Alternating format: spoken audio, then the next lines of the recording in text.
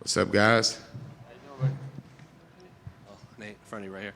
Obviously, fans are, whenever you sign your name on a dotted line, fans expect, a war or a barn burner in there. But when you get a name like Dooho Choi, who has a fight in the Hall of Fame, is one of the greatest fights ever, does that get you more pumped up, too, to just kind of deliver another spectacle for the fans in there? Oh, yeah, man. Shit, I expect it, too. When I get the call, I'm like, yeah, man, sign this dotted line, and Nate the Train's coming.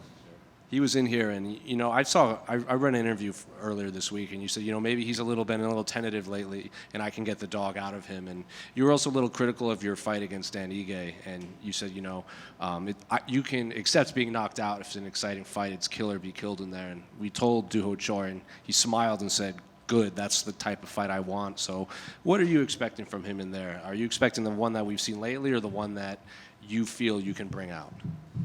Yeah, I feel like there's going to be no choice, really. We're going to go in there, we're going to battle, and I'm going to get gas on the full throttle, and he either got to come with me or get left behind.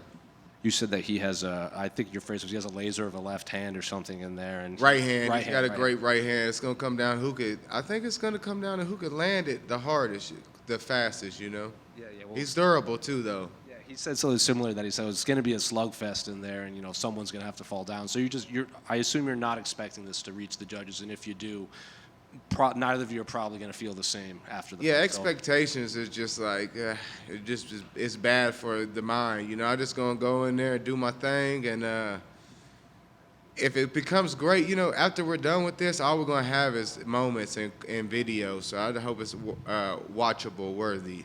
Well, I was going to ask about that because normally when you see these fights of two guys that put on these style of fights that everyone expects, it might lead to something differently. Boring. Right? Maybe when Cowboy fought Robbie Lawler, it wasn't the fight that everyone thought. Are you trying to kind of block out the noise of that? Man, I just try not to put that on myself. There's enough on me.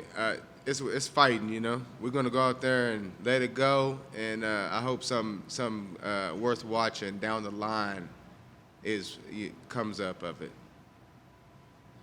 Nate, this card has 3 M1 global champions. Yeah, I was thinking about that. I was like, crazy, ain't it? We've met it. It's like from Kazakhstan, from Russia, from America, and we all met over there, M1, and now it just shows you the level of competition M1 Global was putting on. I was going to ask, how tough was it to fight there, and what did you learn? How did that prepare you for the UFC? Because it's you, Shavkat, and Mavsar. Yeah, M1 Global, one of the top promotions in the world. It just proves to you I've been fighting globally at that standard for years now. And I had one other question. Why isn't Nate the Train going to be at tomorrow's damn press conference? Yeah, I know. I was like, I got this little suit, and I had it tailored, and they was like, you ain't gonna be. I was like, oh, come on. But it is what it is. Hey, just a quick one right here to your left. Obviously, when we look at this card, UFC 310 has a lot of great fights from first fight night all the way to main event. So how does it feel for you being chosen to open up the pay-per-view card when you see there's former champions on the preliminaries under you? Oh, yeah, man. It just seems like it seems like a no-brainer, really, right?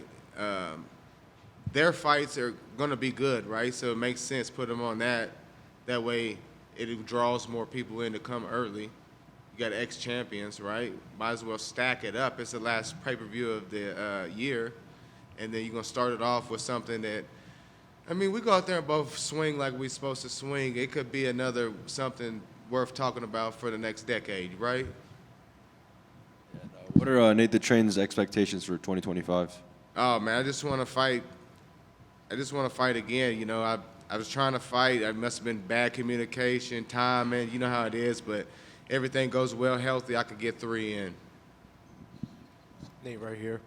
Joaquin Buckley main events the card next weekend. Is it cool to see you and another boy from Sucker Punch kind of getting big spots on back-to-back cards? Yeah, man, I like Joaquin, man. He'll go in there and swing it out too, though, man.